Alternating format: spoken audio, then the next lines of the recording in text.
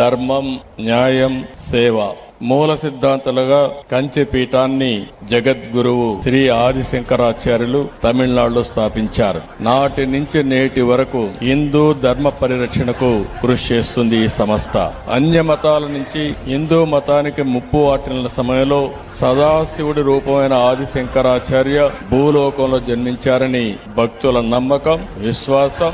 ఆ విశ్వాసమే ఈ విజయానికి కారణమైందని చెప్పి కూడా నేను మీకు తెలియజేస్తున్నా. కర్ణాటకలోని శృంగేరి శారదా పీఠం, గుజరాత్ లో ద్వారకా పీఠం, ఒరిస్సా పూరిలో గోవర్ధన పీఠం, ఉత్తరాఖండ్ బద్రీనాథ్ లో జ్యోతిర్మయ పీఠం మఠం, ఇలా దేశంలో 4 దిక్కుల 4 పీఠాలను స్థాపించారు. 4 వేదాలు వ్యాప్తి చెందేలా చేశారు. హిందూ ధర్మాన్ని తిరిగి బలమైన శక్తిగా మలిచారు. హిందూ ధర్మ పరిరక్షణకు ప్రస్థానం సాగిస్తున్న కంచి పీఠం మహోన్నతంగా ఎదుగుతూ వచ్చింది. ధర్మం, జ్ఞానం, సేవకు మారు పేరుగా కంచి మఠం నిలిచింది. ఇప్పుడే మాట్లాడుతూ చెప్పారు, మానవ సేవే మాధవ సేవ అని నమ్మింది కాబట్టి కంచి పీఠం దేశవ్యాప్తంగా కంటి ఆసుపత్రులు స్థాపించి పేదలకు ఉచితంగా వైద్య సేవలు అందిస్తుంది. ఇక్కడుండే శంకర హై హాస్పిటల్లో ఈరోజు సూపర్ స్పెషాలిటీ కేంద్రాన్ని స్వామీజీ సమక్షంలో నేను ప్రారంభించడం నా అదృష్టంగా భావిస్తున్నా.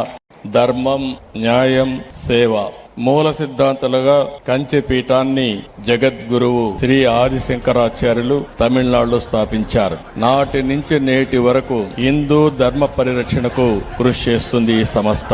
అన్య మతాల నుంచి హిందూ మతానికి ముప్పు వాటిల్లిన సమయంలో సదాశివుడి రూపమైన ఆదిశంకరాచార్య భూలోకంలో జన్మించారని భక్తుల నమ్మకం, విశ్వాసం.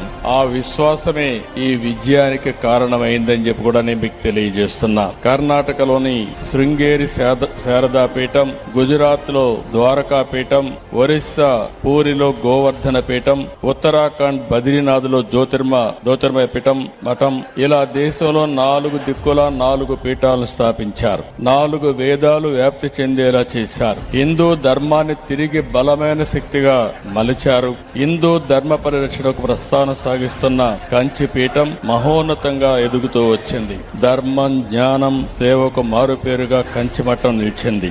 ఇప్పుడే మాట్లాడుతూ చెప్పారు, మానవ సేవే మాధవ సేవ అని నమ్మింది కాబట్టి కంచి పీఠం దేశవ్యాప్తంగా కంటి ఆసుపత్రులు స్థాపించి పేదలకు ఉచితంగా వైద్య సేవలు అందిస్తుంది. ఇక్కడుండే శంకర హై హాస్పిటల్లో ఈరోజు సూపర్ స్పెషాలిటీ కేంద్రాన్ని స్వామీజీ సమక్షంలో నేను ప్రారంభించడం నా అదృష్టంగా భావిస్తున్నా.